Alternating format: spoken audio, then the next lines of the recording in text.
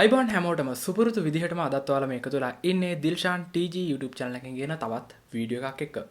ඉතින් ඔයාලා මේ වෙනකොට දන්නවා Windows 11 operating system එකේදී අපිට පුළුවන්කමක් තියෙනවා Android application operating system එක උඩම කිසිම ප්‍රශ්නයක් නැතුව පාවිච්චි කරන්න. ඒ කියන්නේ Android application Windows computer එක මේ වෙනකොට open කරලා සාමාන්‍ය software එකක් වගේම පාවිච්චි කරන්න පුළුවන්කමක් තියෙනවා.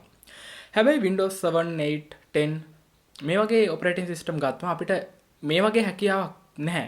ඒ කියන්නේ Android app එකක් download කරලා ඒක නිකම්ම පාවිච්චි කරන්න හැකියාවක් ලැබෙන්නේ නැහැ. හැබැයි අද අපි කතා කරනවා මේ වීඩියෝ එකෙන් Windows 7 තිබුණත් 8, 8.1, Windows 10 මේ මොන operating system එක තිබ්බත් මේකට කොහොමද Play Store එක දාගන්නේ, ඊට පස්සේ කොහොමද Play Store එකෙන් application download කරගන්නේ, ඒ වගේම කොහොමද ඔයා කැමති ඕනම game එකක්, ඕනම Android application එකක් ඔයාගේ computer එකේ පාවිච්චි කරන්න කියලා.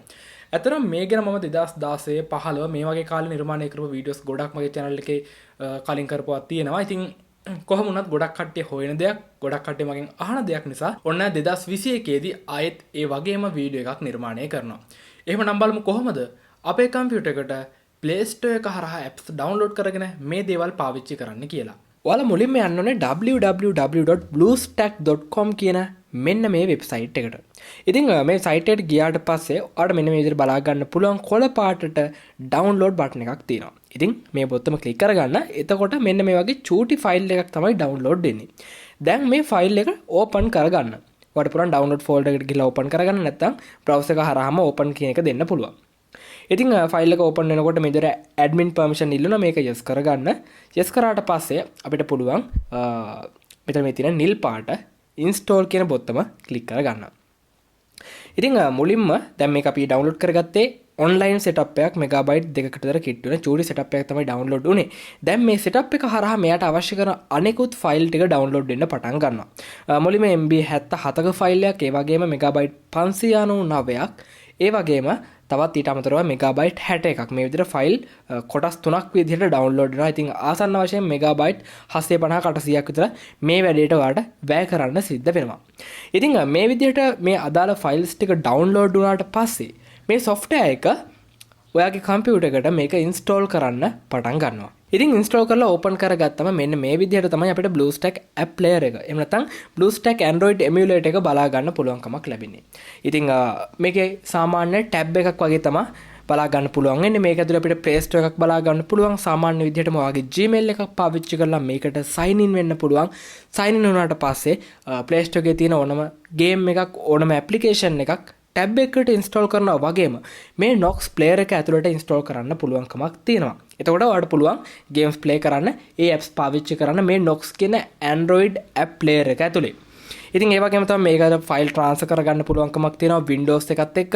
ඒ වගේම emulator එක ඇතුලේ තියෙන file Windows එකට ගන්න මේ පහසුකම තියෙනවා. ඉතින් ඒ වගේම screen recording පහසුකම, මේ වගේ ගොඩාක් දේවල් මේ BlueStacks කියන player එක අපිට බලා ගන්න පුළුවන්. ඔයාලා තවදුරටත් කැමති නම් මේ player එක ගැන විතරක් ටියුටෝරියල් එකක් කරන්න, මේක කොහොමද හරියට කස්ටමයිස් කරගන්න වගේ දේවල් ගැන ටියුටෝරියල් එකක් අවශ්‍ය නම් පහලින් කමෙන්ට් එකක් දාන්න. සහ මේකේ තියෙන settings වලින් අපිට පුළුවන් මේක හැසිරෙන්න ඕනේ මොන device එකක් විදිහටද. ඔයා කැමති brand එකක් තෝරලා දෙන්න පුළුවන්. ඔයා කැමති එමි නම්බර් එකක් දෙන්න පුළුවන්.